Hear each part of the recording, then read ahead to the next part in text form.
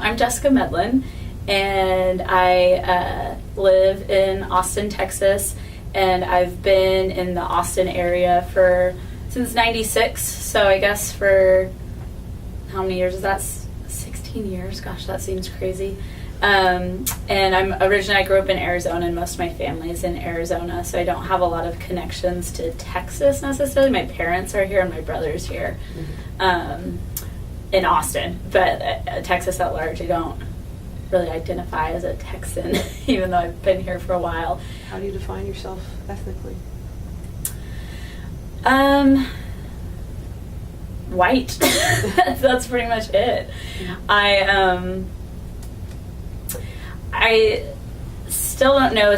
I know more as far as my dad's side of the family. When I've gone back, my grandma did a lot of genealogy and stuff, and know that going back to like the 1700s, 1800s, it was pretty much all out of like the England area.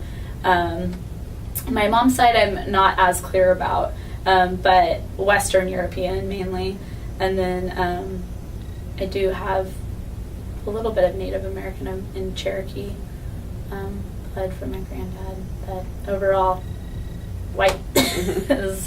Yeah, it means a lot of different things to me. To me personally, it makes me, I did always, when I'm asked that question, or like, what is my cultural background, or what is my culture, things like that, I've realized that I'd like to define that more. I don't really know, and that's was strange to me once I realized that I don't necessarily know. So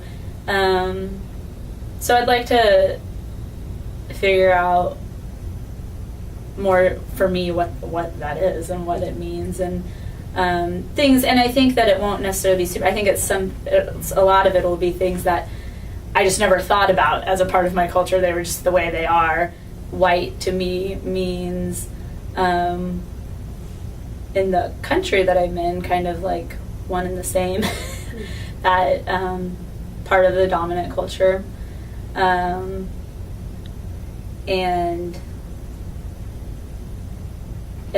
privilege, that's something that's new to me. Being aware of that over the last couple years, it's become new.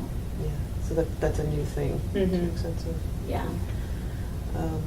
What does that feel like for it to be new?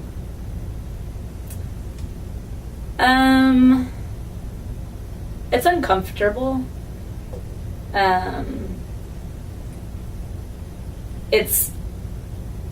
It's always, I feel like it will actually always be uncomfortable, but it's become more comfortable now than as opposed to like 2 years ago when it was brand new. And I actually don't ever know if it was brand new. I think like it was always maybe somewhat in my awareness, because I was always aware of like, I was always aware that I wasn't blind to oppression. Like I knew it was happening, that stuff like that, but I wasn't aware of like my role in it necessarily, or how I was benefiting. I was aware of it, I think, like in my elementary years. In Arizona, we had a really large Native American population. There were a lot of reservations, and even in the school district I was in, it was really common on like show and tell day to have like, I remember a little girl in my class, her name was Cheyenne, and she came in her just in her headdress and like her tribal clothing for it was like specific to a certain dance, and displayed a dance for us. And I had more of a personal relationship to her because she was also mentally disabled, and my dad was the special education teacher at that school, so we knew her family personally.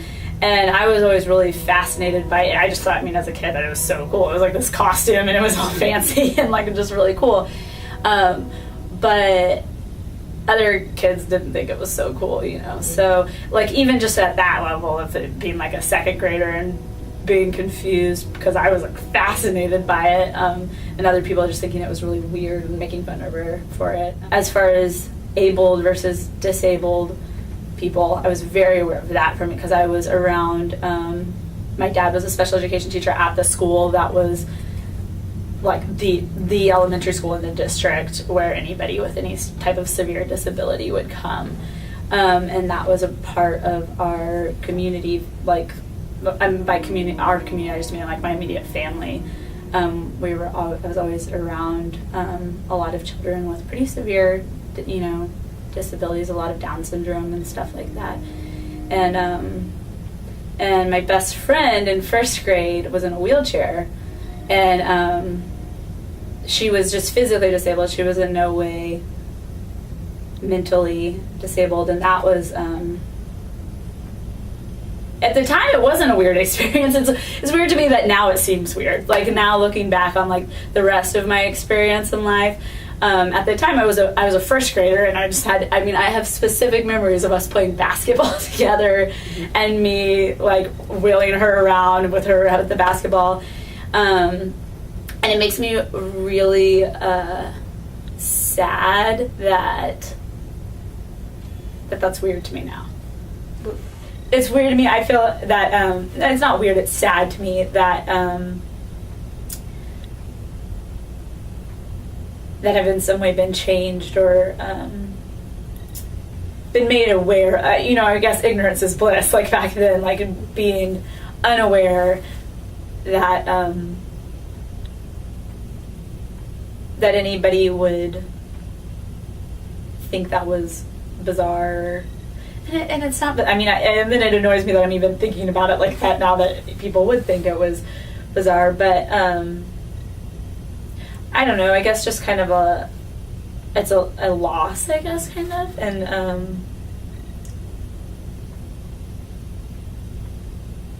And being made aware of how much discrimination there is and how many groups of people are oppressed is a loss. Like bringing more of that into my awareness, I lose the ignorance. It's not just anymore this kind of like ideological thing out here. It's like, oh, tomorrow, in the next hour, like when I go to the grocery store, like my life. It's become real. Yeah. Okay. Yeah. And I think it was like one of those things I always thought that it was real. I always believed it was real, but it wasn't. But now it is really real. I think that there were a lot of things once I went past first grade that I just kind of got caught up in.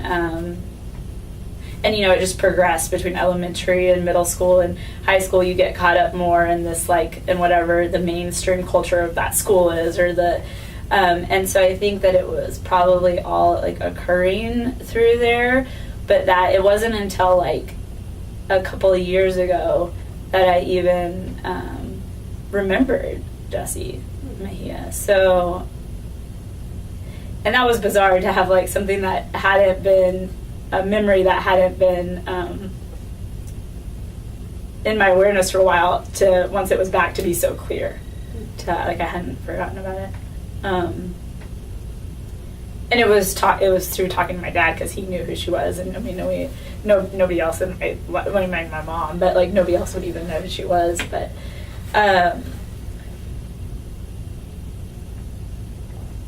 so I don't know when it happened.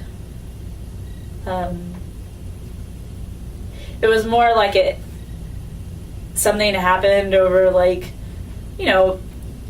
growing up and whatever, and then I kind of like woke up in my like, mid-20s and realized, I don't know if realized is the right word, but looked at all of it.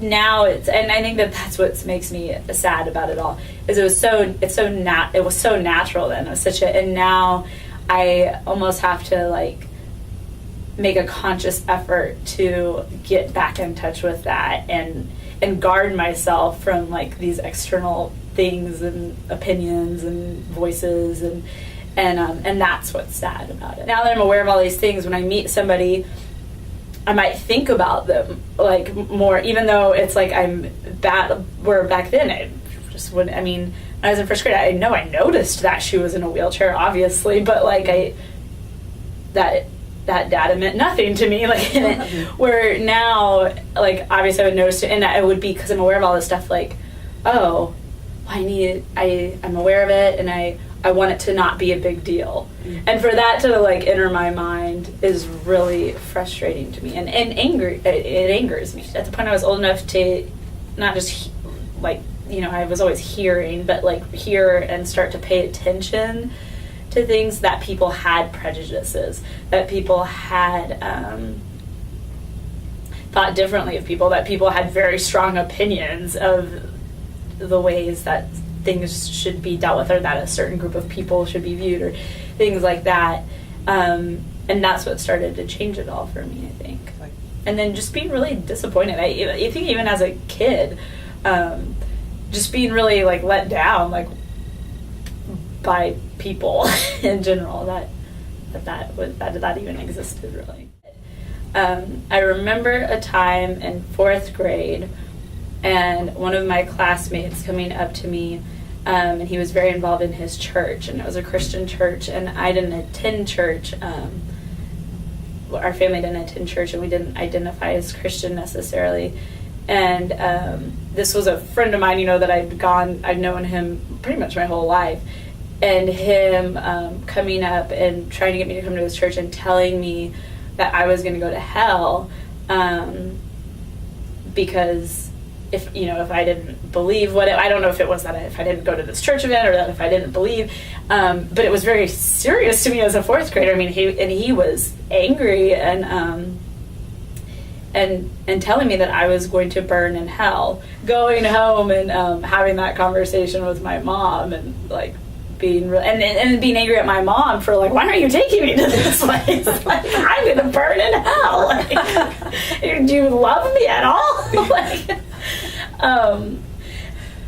but at the same time being, like, scared, but then being, like, super conflicting emotions, being scared, but then being mad at him because he was getting, like, mad at me, and I was like, what did I do to you? That was my first experience. That honestly shaped. I have struggled to this day with and many experiences followed that, but that was the first one that I can remember with being comfortable around people that I know are very strong Christians.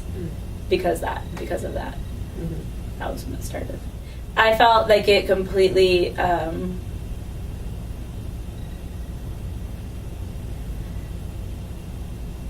like everything about me was ignored. Like, all of a sudden, like, we'd known each other for years, like we were friends, you know, we were in this class, like all of a sudden I was like, what? It was so confusing. Like, what is going on here? Like, I mean, I see you every day and we play on the playground, and, like, all of a sudden out of nowhere you're really mad at me because I'm not this thing, whatever this is, and, like, what the heck is going on? And, like, I mean, and, you know, that's so funny, I've never thought about it that way, but that's what it was. It was, like, who I was, just as a little 4th grader, like, was gone all of a sudden. Like, it was, I mean, all of that didn't matter. I do think, for whatever reason, from a pretty young age, like, these things entered my awareness, and I started to experience them and felt weird about it. It felt like that it was, and I think that maybe the reason I felt weird about it is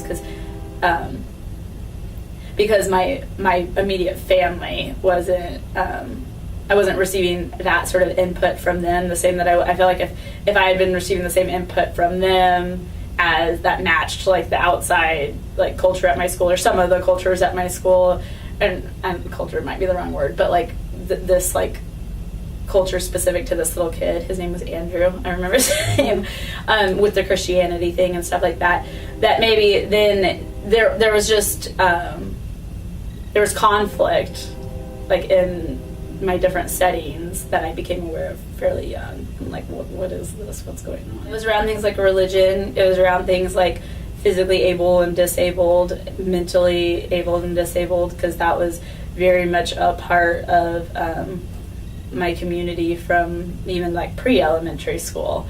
It was a lot around the Native American community, because that was also had been like integrated into my like family life kind of, and not just from my parents, from my grandparents too. They were very involved in the Native. My granddad grew up on a reservation, and his dad taught on a reservation, and so all of that, like, it was just it wasn't even just like my immediate family. It was, so when I feel like, you know, born to like 5, it made sense to me because it was my family, and then it was my external family too. So all of that aligned, and like, this is how the world is. And then once I like entered elementary school, and especially like middle elementary school, and started to become aware of these other things, I was like, oh, like, it was like everything was going so nicely. We all feel this way. We all feel this way. We all feel. Oh no, like, now we don't all feel this way. Okay. And then it just got worse.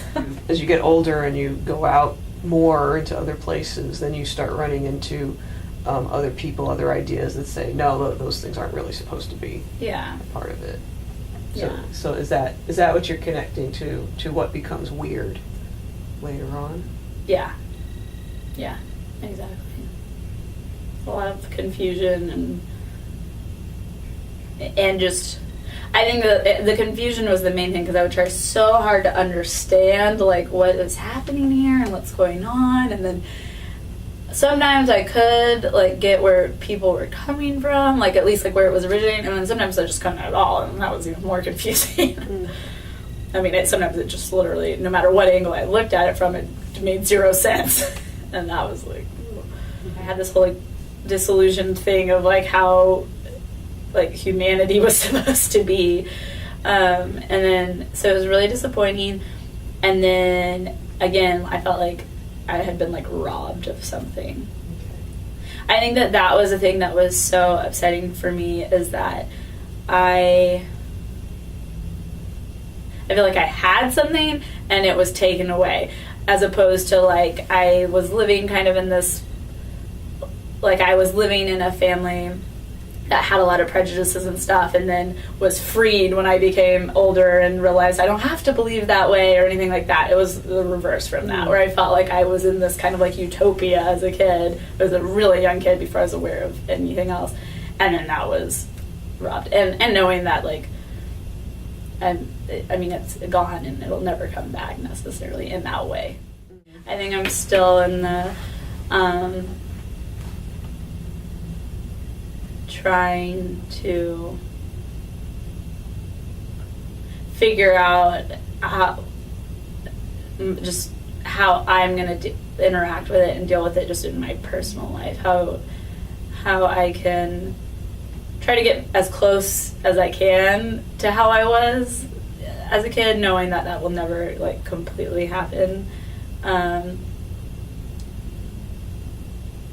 And it's like these two weird things, like wanting to pay attention to it and do work with it and be involved in social justice issues.